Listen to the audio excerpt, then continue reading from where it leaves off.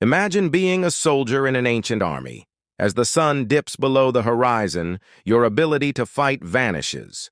For millennia, darkness was the ultimate enemy, turning the mightiest armies into mere ghosts stumbling in the shadows. But in the mid-20th century, the United States refused to surrender to the twilight. It began a secret journey to develop a weapon that would grant its soldiers a superhuman ability, the power to see what no one else could. The story began in the heart of physics laboratories, where scientists discovered that the night isn't as dark as our eyes perceive. There is an entire world of near-infrared light filling the space, a light that exists but remains beyond our vision. The challenge was how to capture these photons and transform them into something the human eye could understand.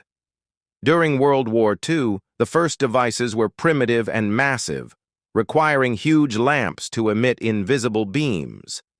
This made a soldier like someone carrying a bright flashlight in front of an enemy who possessed the same technology. With the outbreak of the Vietnam War, scientists moved to Generation 1. No longer did soldiers need external lamps. Instead, devices could amplify the faint light from stars and the moon by 1,000 times. While this provided a massive advantage, the units were long, heavy, and if a sudden flash of light hit them, they would go blind and shut down.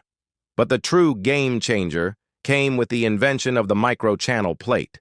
Imagine a thin glass wafer containing millions of microscopic holes. When a single electron passes through, it strikes the walls and generates thousands more. This invention allowed devices to shrink by 40% while becoming exponentially more powerful. Suddenly, a soldier could see fine details on a moonless night as if walking under the glow of twilight. This secret weapon was more than just a tool. It was the difference between life and death in the most grueling operations. In 1980, during the attempt to rescue hostages in Iran, night vision goggles were the only hope for pilots flying deep into the desert. Despite the tragedy of that mission due to sandstorms, it became the fuel that pushed America to spend billions developing Generation 3, using rare chemicals like gallium arsenide to make vision razor-sharp and crystal clear.